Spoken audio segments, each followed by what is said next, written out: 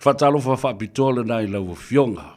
Ia, ta lolo po ia I sa ma whainga. A lau fionga le tamara maloma le minstao le kapeneta a fio maia. I le nganga ifo o whaiva. I le nei au auli o le whaatawhiti o ngā luenga o le stofi malolo sa fumanuia. Whatalo whatu le naua.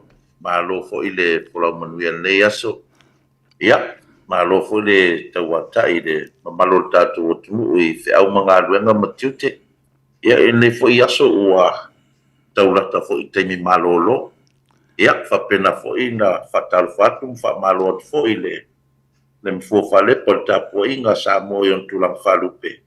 Ia, I so se tawhari nei laulangi o lo paua fo I ia le ta whatanoanga whafose I nei aso. Ia, malolo se fo manuia. Ia, malolo se fo manuia. A wala, mele o te nei e lau o fionga le minsta.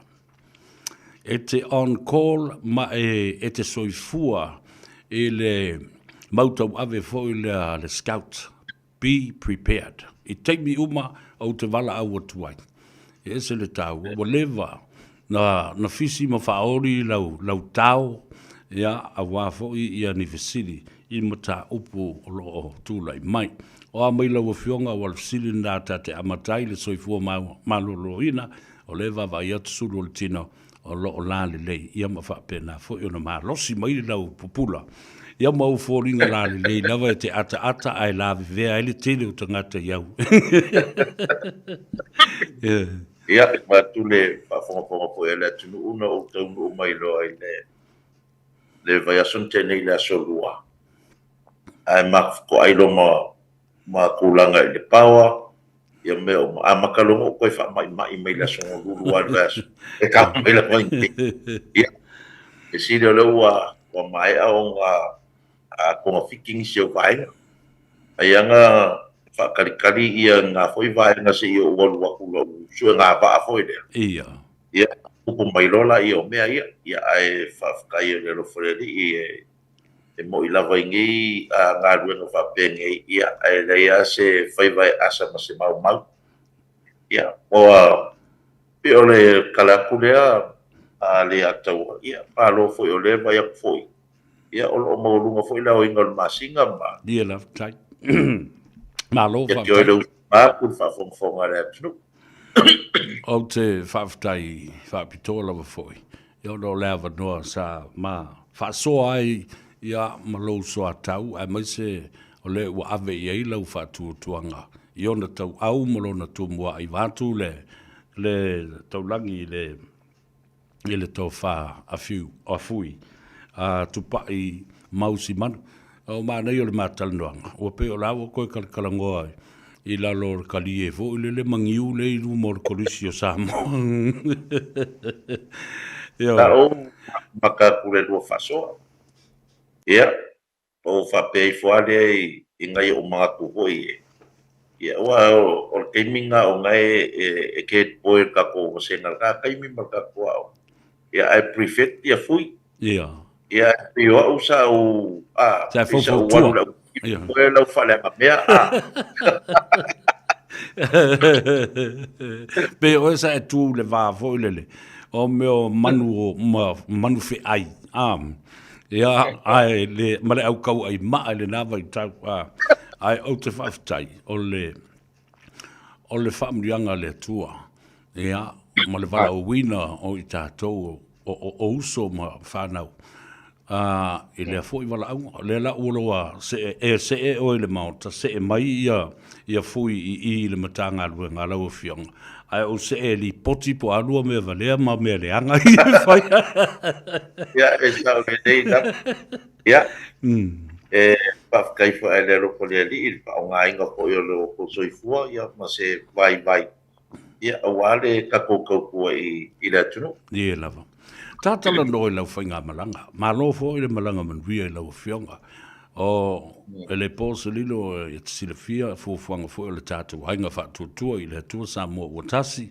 Ia o le to ai tau nuu mai nei le afiafi ma whale fo I le mauta o Samoa. A o lea wa e nofo ma e whaamuli mai lo tātou atunu. Ne I ai se whaale tonu e tūlai mai. Tai pei fo I o le malanga le na malanga I le tātou ainga ai e nofo malau minsta ia fa pe fo I lau CEO ia le telenga ia foi ai ngotolo marva e fa fetai sa ai ia lau fionga le minsta si ni o le kabineta malau matanga luenga na apa iai ia le tatou malo ai me se fo isi matanga luenga leo ma le au fui mo ma I latou o mo le saunga le mu o le atano sei sao noa ia le tāua o le tele o louto e nofo tasi mai lava ai tupu lo mal falu lave leo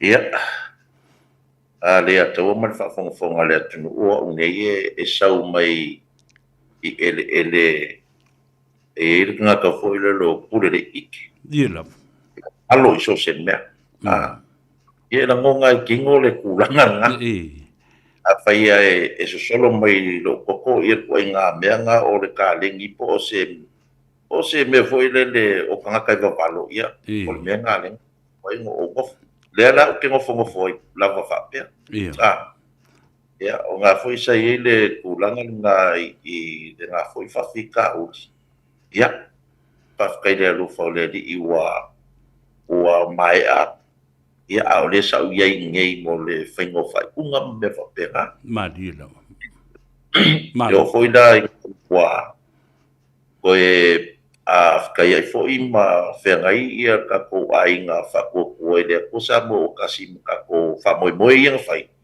ia le foi sa koe ngof ia mo ke lo foi le ia ai foi mea whale kom ia e o foi da kai mingi ia le foi koe ngof malo o ke ro lava le foi lang koe ngofo ai koe whale ko ai whai mai foi le mu le mai sa e pe o le ngai whawsiri le kei mingo makua koe I Australia I se kala fo I wanga kai le kala moa ngai malanga ai le whea kua se kala ali ataua mari whawhongwhonga le atunu e mua lava o ngā avakula whawhtei tele lava I le komiti ma le maftanga Brisbane e le awhionga I atapuala ma le mamalu fo I malpa ia o le latu komiti ma le ainga whatutu e le atu sa mua tasi. Mai se fo I le awhionga I le toina I ataua ana ia papena fo I le nofo whawhenga inga ma ia ma le mamalu atoa sa walau dia ifo mātou ma te whai ainga whatasi ia mo le atu nanganga whaftai o mako koe fo I mai mano mako wanganga whaftai ma le whamleina ia I le tō whafo I ma le whaututanga wae ma le anga le lei ia te au nei ia ma le whionga fo I le sui minsta ia mau ia teina le fo ia nei whaurulunga I tō tōru sa mātou anga ia tu se isa ili mai se paa mō kākou sawa Mali lam ia manuia whamoi ia manuia whamoi whawhitai Yo le ala ua tadi atu nei ia le toe o whanga poto mai o le ainga kāpeneta ia ona whatino lola ia o le whamoemoe lea ma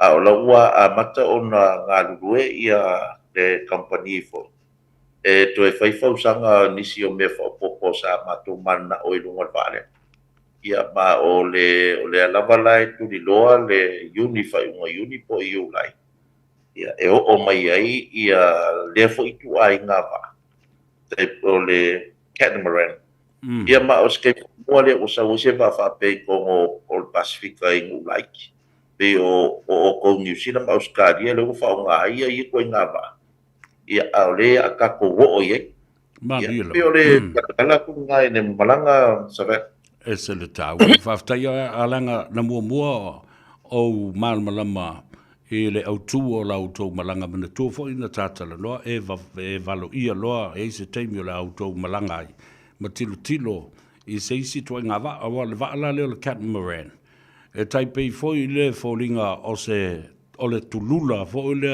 ilona fausanga tele o lana winga fo I le eimba e ai ma le vaenga e mwhai e o le whela wa I ta vale ma loli ma mea whapena lau e whionga le minsta ia I le taimi nei le whatautonga o potu fo I le pasese kaimi nei kusa mali tolu se lau ia le si tunga wai funga fale lua tolu ngai lunga ia le mea ia fioi ia le tunu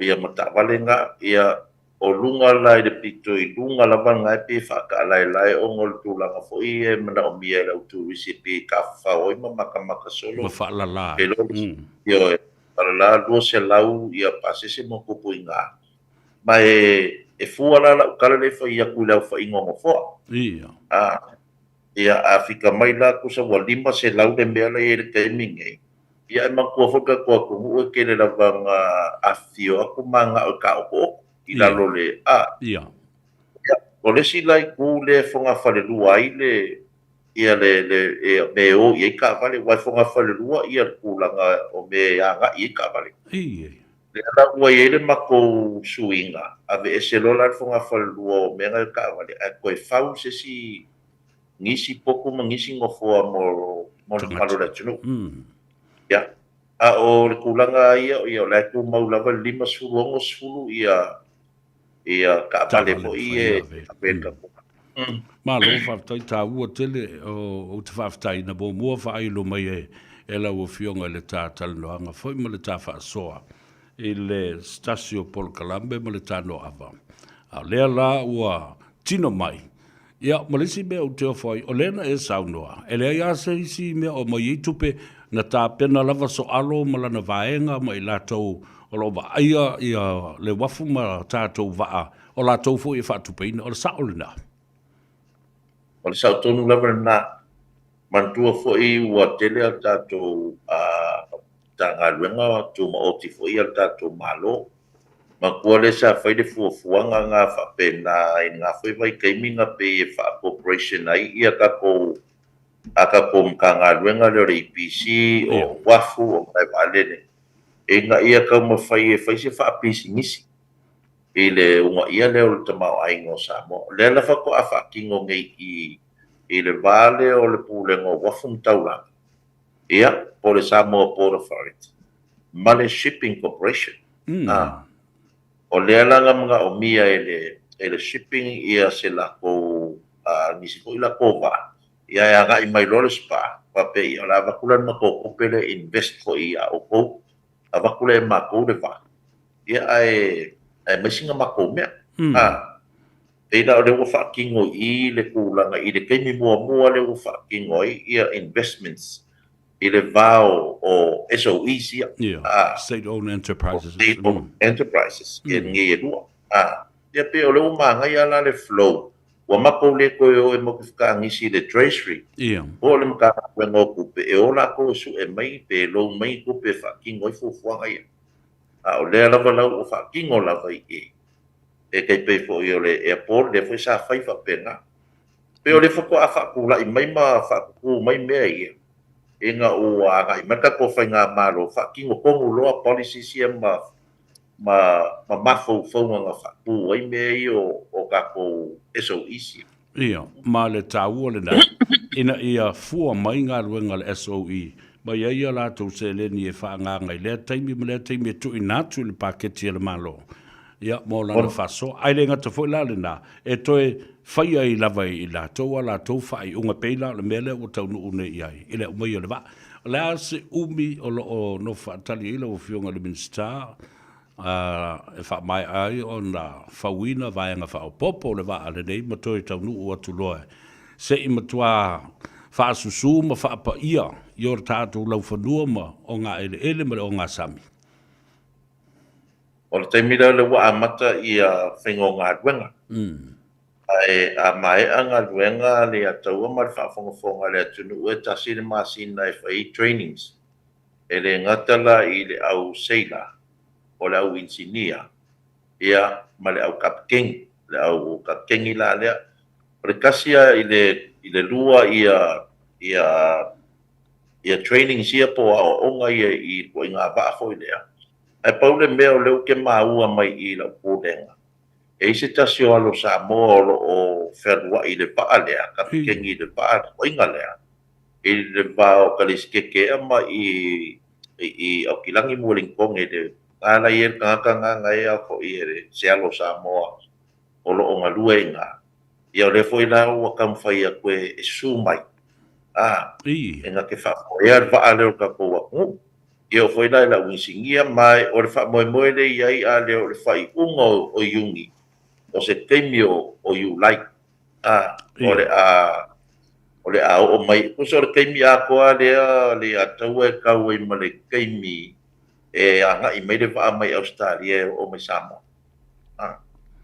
ia pe o le kala kuna ia nga e su mai foi le ngai Samoa ka ke o e fufui fa kasi ma di la fa fitai tile mo le valaulia wa le fa fonga le tunu e valaulia alo ia le taua fa fitai la no fo fa tal ia mo le ola mo le malo stato wo avatula o fa malo mo le fa fitai le ngata lo fionga le minsta e fa pena fo i lo sui minsta po le minsta lango le to fa ia mo pu mai ia ona ole o te vava i lava fo i ai ma mai tau le tūlanga lango te leo lau minsta lau sui minsta i lau fionga ai maise o le awa noa le lei lea na o whaatala noi nai ia lau whaatumtumunga lau matanga luenga le to whaia fui sa au mua i lea nganga toa leanga e te leo le au tau ai maa ma le au tau wha leanga matala e whea vea i lunga o penga ta whailangi a maise o televise ma le tio o lo ta umai ai fa pe o lo fa tamala wa le ona pepe afi ma tulanga fa pena ai le matal nonga male to fa fuia na fi pole telenga fo ia tupai mau o lo so longa le me uma e ai lava fo i mea e tutupu mai le taimi ma le taimi ai vave fo i ona toi papa i ai ia ana insinia mai la to o poto fa pitoa ia ma toi fo i ai le fa fitauri a le mele pepe se ai nei ia tu le epa malana vaenga ia ua pe ma pongi sa a tole tunu o mo le vai aso fai mai ora fai ko konga e pepe ia ku ia me a le ni me fa pena o tu mai o ia ni ma liu po ni tangata ua tu la mai ia ni fai ta fa pena ia sa no o lau wo lau kam lau ko inga ia kua kupea ia sia ua fa mole ali atou fai pea wa a le long yang me fai ia o pa wa o me nga ke fai por ka wai ma fai ia fai nga ia sa o le tanga nga o le tulanga pea o tal no at o nei lava nga nga fa pene e lava ia tulanga fa fitau dia ona fa itete po iai mai o le mele fou i tatu tulanga la le o le papel fa nga le tu pe no foi atu nga kai mi ia sa nga le mu na le IPC wa le ia lu se fa nga pe sa ia so solo la va me kasi mai fia su causa kai mi nei o le kele ia o le malo si o ma le sao le alulunga le whaonga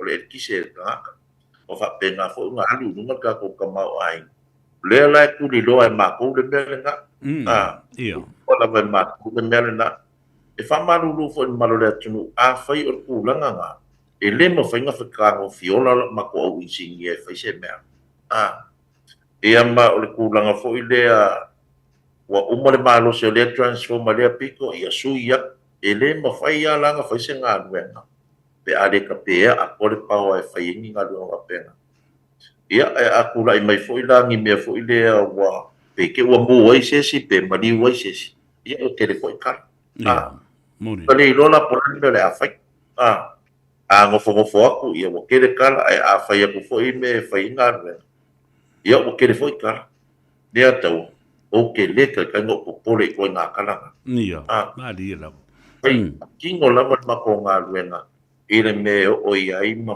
ia le ia ai mai se ia malu pui ala o faina ia se sila la ile o fiong o le lava e solo la matanga luenga le na ta ua ne na fiele ele fiong ile pursili wa umo na fata tia la auto 4-year plan Po lea lava la le vevesi ma le pisa o tangata. Lea lava e muri tai sa o fai atu ia I tala atu le pa. Ai ata e fe mai ia. E lea ati se pule I tala le toina.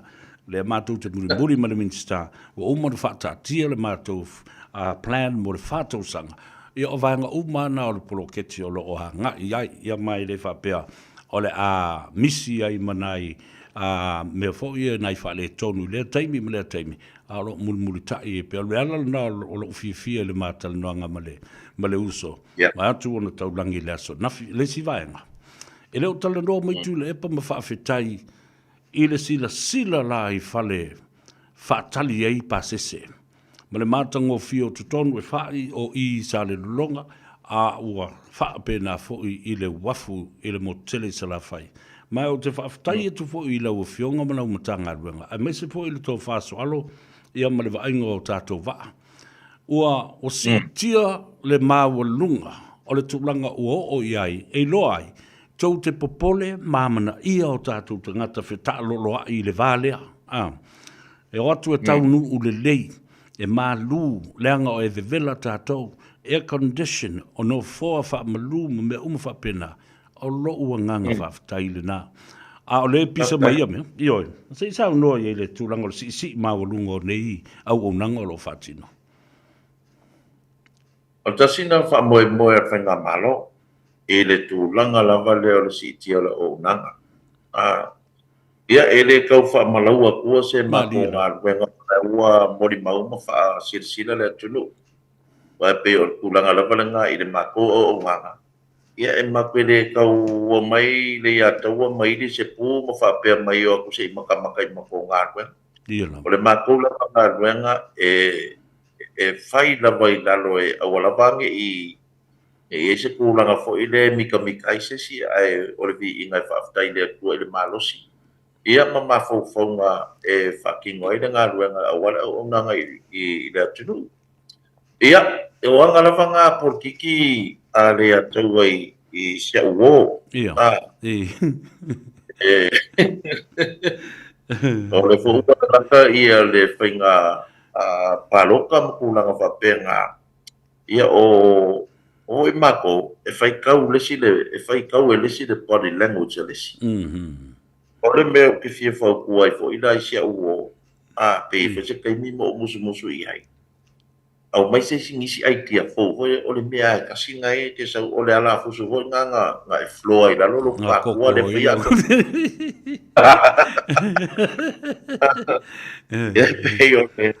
pe o le mea nga ia e foi kai mea o nga fo I langa ku mai maranga ki nga u mai langa whainga nga o le mea ki nga u no mai pa wale mea e se ima ua mai le kua ngai ala ua mara u kua ngai langa ye kei mea mo mole ala whafkai I se mea ua le renga whakingo le lako foi whainga mana ia awaku masa uru I foi lea e whaala ima pe e du kau an mero o va kula ko inga sole nga are o ai ko lau mero pe pelo risi kai ya e dia fainga ma lo ngai ko I na ia lava ko e moni ia o fo le mele o toe langa nei e tu le pa le o man manol ta tu sit seni me le fina nga fo le taf tolu ma risi sa lango mai I lo tatou fa moi le umana to pasia malo I el tu la fono di sila malana parlemene ele to o iai a le ufa mai o ke ko saulo I le palo ko le lua felo mo le o saulo la langa o bonga fa sikisengi uma fa nga o kanga ka ia o le wa na fa na u le fa se la lua fa ma le fa se la fa ful ma le iva e o fa tu le e mo talia tu iai ele to e mo fa yo na yesuia se tu la fono langa o ia le sa te e mo le tu la fono le la o to e tala no mai le mata upula au e te whaunga ina wha apolo kiki politicize le mata upula o le o ta oto le a panga mo le taimile lei whai ma ai lea manu ua ulu I la wa whiunga na minsta Pali mafuanga nga anga I wai o koe politicize le mea a waku ma meanga mare la ko whanga pomu renga ngā kuwa kua wha whonga le atu.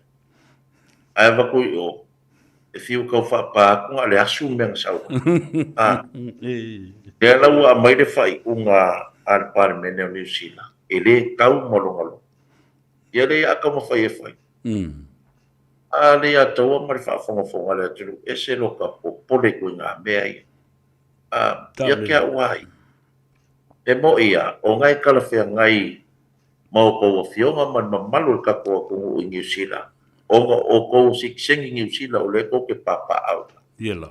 ai i le kulanga ia ka ko fai ngā malo. O ke mosu ke le fai le mea nga. I le mako ai ia aku i o fuanga le malo ki sila. Manga ia la ia o le o ngai ia le leo o ka ko ku ia o ko fionga ma malu ka ko. Yela. Ai o ku lo fa vai nga fa fai. Sei lo ma mau me ai lo nga ang fa ai sei lo nga ile ia o nga fai pule ma ka penge ka sila le lo me le. Ia la o fai fa pe o kalo fai so. Ia. O paua le aia o se mea nga o mafo fau e ia se fai. Ia. Mai o mate tui da vatula o fionga ile fai pule o la fau. Manu o mana tua le mata pule nei. A wao le wai loa umalava. Wa tangia mai ai. Lo lato fau ngai no le mata pule le fai la fa mo mai luma o se anava tau. Lato te tau nu o le fo lo le Parliament of New Zealand. Ai oi, mai lato le malo New Zealand. O le e a fo e tutu e a ngai le malo. A le ua mai e whaasanga tau i le fina ngalo le Parliament of New Zealand. Le a fo i la mi milo tuai ma fo fonga. Wa o le tala le na leo te whai atu nei i le atu nuu ato. Samoa. Ia ata ma mai maala mai. Awa lava nei to e wha ngai nei tu le epa. E wha apolo kiki ai o le mata upulea. Le tau te sila mai i le tafa tolu i mātou nei. Ouso fo i o le minstalea. O lo mātou tutu atu. Ina ia aua nei toi pongi sale tātou te nuu sa mata upu e wha ngai. Ele to ina lea. A ngā i le paloto lua whenus fumareono. Aftai e mangingo lava le mea ngai ua e saunoa iai. Ia ma e le ki se maka upu koe kau wha mangingo fo i mamalo lea tunuu ia le tūlango ia mea. O le ia solo ko i ngā i rea ko ngu piku siri ngā le leit polkiki. Ia. Aia makulo lea ngā ia mako mea kau fau ia le ngā koe whai aku. Ia e la ngonga la ia le wha ngonga pau le mea. Kakakalo, ia e kakalo mai le atau. Lea kakalo lo le atau mo le atau. So soangi i le ko wha ko inga lea. E kau whai kau ki ngese ma marwhaalinga. Wala wā mea ia kusika e kua. E kau ki ngese numa whai kau marwhaalinga i kua. Ia, oke, loe mau e songa sosoan. Ai ala ando whai atu le mate ia o le tupua lea. Le sila fia le e Samoa. Wa lewa na manuo ma tau whono. I le tataa o tangata o lo ono nofo i atunu i fafu. Ao lea la, ua apa ma sulu mai i tangata o lo o lala ma papa ai fafu. Whamai le ni aunga, aia, pe a tilo i tupe o lo la fuatu maru, international remittances, o lo o whaatupula i ai, i ale pā leni o le tātou foreign reserve le nale o lo apa i le malo. Le o lau whau tuanga le ataua, wa makua le ai o ai i alo ma whanau, wa pepese ai le kalaranga, ia marasau moanga fo ia ko inga. Ia ai peanga o whai aku le ataua, kako ka kalo mo le anganga o ko inga. Tai. Ko inga i le skanga ka whapea e kau fisiringia longa ko mai, i le kai ka inga. Nga pauale mea leo o inga. Ua le whao e le kāre whinga ngalo ko inga. A ua whao e le ri o lalo langi longa whao whinga ngalo. A whape e ia sau fofo hoi lea. A o ule kou la ai e ma se fuefue singa. Si o bili e ko inga. O laso. Le vai o le ola i e vakue.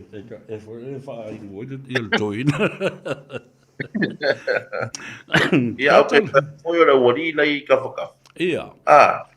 Le wari la o le ala le pule. O la uofo. Se so soangi fo pe. Se soangi fo sko inga. Fai ma se si ai kia. Ia, E sa pe le da. o le pe on malama ko o le malama mako maka kula foi me fai o nga fo ko sirfia. Ia. Ia, ai so ia pe ngo Moni. kalo ku le atawa. Ka ku di vai Ta le fai ri. talo. Yo. Soanga nganga ki o skoi. Tatala doa i le tulanga waa ia na watu nei taula i sa titoa. Ma waa la lea o toso ave taula i o i sa le longa. O lea le vai tauna watu ai waa ia a o lea fo se kon kalate na whaatino i le atunu. O i tonu lava responsible i mea. O vaa ngei po o se mea suru valu su fiku, luaf su fiku po luaf su valu o ke o mangkua le leile le record. Ai o vaa ngei, ua mako mai ngei, ia o faulala ia kule wafu i Macau. Mai nga o sau lo o vaai i la umkanga renga le pulea ngei le fionga ia fui. I le maritime. Se o kilo po o nga whenga le skalai ia vaa ia i Pongo Samoa. Le ataua le se le skala nga whaia i le ofisa me le skala ia i vaa o mai Pongo le aku. Madilo. Sue. E wea konga. Nga le skala i le ofisa o whai ngā whai. E fua mai lai la ufa mkalanga lea. O ia isu ai lai senge i lo ofisa, isu ai lai senge e whangongoka i wa ai e kongo ne. Ia. A lea mai e whaapi e whaalei longa ho i le i lalo le o le mga ngā renga o whai ngā whaiva. Lea ngale skalai ia whaangi. A o wa o lei lalo le flag tu wat.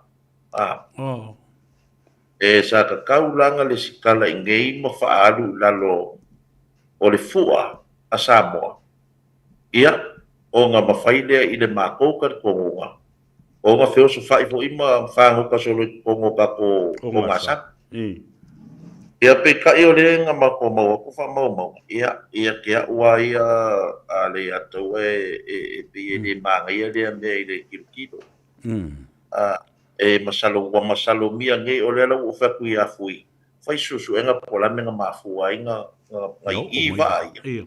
A o lele i le skala i lalo le malo i kongo le mako ofisa i maritime i le MWTI. Ia, aluai la i o waa ia le ataua. Wa ke ua whaifa puku ngai kai au susu o ngā kunga. Wa amaka ngā solo ese ia au waa. Mangkua la waa ngai wha ngoka. E ko kele la vai ngai kangaka Filipino. E whang moka i kongo le waa le kampangila le TPC mai sainga. Moni. Ia, mau oi lo ua waku lakulole o ki kilo i langa ua aiso oa. Ngā le paka o waa le kai o. Aere o koe o pe ngā le lua ia konu waa o. O siringia lola i o le vaya ngā lea. Malesi mea ngā osu e a konga. Wale koe whaafoua wale o mai e whaingi lai senge i. O kangalo kauf. Ia su ea. Ia, o whai mai o bankrupt. Ia le kampangi. Ua whiu ia le kako pūlenga wafu makaulanga koe whafso kai. Ia kampangi, le kampangi ngei contact o ngu melo o emaili o ngu melo ke fongi sainga o wale koe karisesi. Ia, o ofisiri, e fia se kako te ai karaf. Ia, se meo korse la wafi ai karaf. Tar kampangi ngei. Ia, au le fo inga o mai fo isi sainga i a kia. Da o fai fale o loa. Ia ua mai e kia ule complain mo o la ia i le kampangi vaalea. Ai le kongia la ko i kalaf. Mai pe o isi sainga ia o la ko fale o loa sa pala ia ko ime ai o ba ai ia pe se fulu whaaba. Ia, o ngā la ua aku whai o ngā ua koe o kako. Koe ngā ua koe maisi kampangi sainga ia ngai sa pala ingo mea ai ma kulang papenga. O kula fongo foi la ia ka ko maritime ka ko malo e ka kaula no gofo ngisi le au va e va ia me la le no kupu mengi sa va wole ngisi wa o va ia nga kula i menga o mai dole me ave ese lo si fa vangole ne la le nga ave o mai ngisi va se i fa ka di ele ma ko ka sanga lo ku inga ko ngai i fa mas no maulunga. E au mai se la ko whakanganga ma mai le malusi anga e au nei e le ulenga wafum kaulanga ia vaangi. Ai si whakau ku i koe e koe kaware le kupe al ka ko malore i le ulenga wafum kaulanga. Mase vai po i mga oai. Ia markumu vale i fua i kongo i kulanga nga. Ia ia ngisi o ia le interest i vaa ia alanga ele mawhai ngei ele mawhai onga release ele a foi pulanga o wafum kaulanga vaa ngei o ngai ele o ia se malu si anga o lako i te mdela whakadie ia se whamsingonga ia se kala whamsingonga e foi la iskangaka i o kako kungu whape manga o ai ia e manga ia ai o ku inga vaa ia lea taua e whaira si whainga kā mō mamalu ka pōpungu. Ia. O wai category sia wai wha ia longo winga e ka kau o ngā mga omia la kou se ka pikengi qualify. Ia. Ia mangi au whango ka qualify ia o longo winga la e koe ke le kuper ka ngata sa mo e whai e Ia, lule ba. Ia, mai so le melna o le Warren of Fitness taipe o le Warren of Fitness o le ta vale whare wa i lunga o le lau lele. Ia, po o ngā mō le whangota. A o ina o mai ni va. O le pule ai, a le vaitau ai, le na mai i va anei. A o whea na whangongota ma whaaputu i ai a lātou i, a o whea na lau i ai. A pui o vaaianga mai e la uo, ka marurua. A mai e sia uo vaai. Ia le la uo aku ai amo koe au ngai mea whale ko ngai mo mai i ngai va. Ia, e pei o le mea nga wakula i mai i vaangei, ia mo le manino i o le atunu. Le fo vai a foi mai o vai e mako, e le vai e mako vaangei. A pau le mea le ua wakula i mai, wa kele kai me pakai vai a langa kaun ko kongi la ko fisi le i wa. Ia ule roko e kongia. A ola ngal mea loko ka fisiri i la uo. Ia masesi fo isa malak fa nga balo o yo ke alu su e mai me ko me e kalfu ia o la ko a mai va ngi ko talo fa ai fa fi le la tatu pisa nei le mana wa nui a o male se fulu mon tupo va nei o la fo i yesu a u lungo va nei o la to to ai tasi fo le natural disaster fo le environmental disaster e ono tupo mai ia ba fa le ngai nei fo le tatu ngata i fale mese o tatu motele isa vai ia ma va la e taula nei le atu ale pata i matamatanki na le me la fa i me nei ele ngata na le ataua ia na ua u palongo ua ngongo ko la lo va ai e kolu i o salolongo ia kasi fo nga le kulanga fa le ngai nga fo si o manga i o ia o e lopo o e whai ai se kaimi o marau le la uo. O ai se e fisiri ai le mea ia nga roa le ai ma se e o Kalimer Company. Ia e mangkua foi, o langa sauru company ko ko. E iei le so o kanga i kongo msa moa mar whainga malo ka luai. E la o ke fia maua me se so angi la uo po ia uaru ke fisiri ai. E le ropo ke fisiri aku e whape mai. O muani.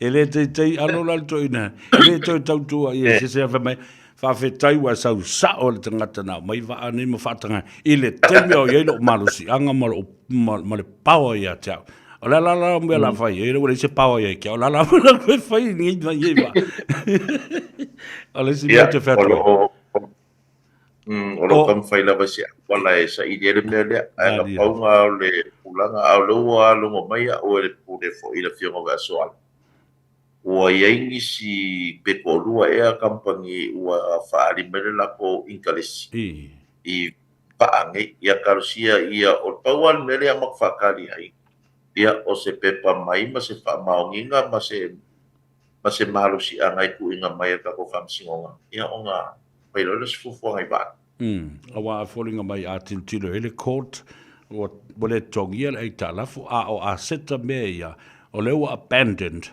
ia e tau le tu inatu i lau fionga le minister ia mo le toi tilo ia a le sila mele la tu mai nei Rona winga le tō telo Filipaina la pe mo le se lau mo tupo le lua se lau le nala overstay sa matata solo i le tunu ma fa lafi solo e fai o la ko fa o le mea ngai le o ke le mautinoa wai o ke lo se ngā luenga ngai kau o ngā luenga ko immigration ia mautinoa i lungo i fa maunga departure form fo ia ka ko mrevalele o le me wanga ese ia ka ia Samoa o le me po fangila ko manga mangila ko papo vingi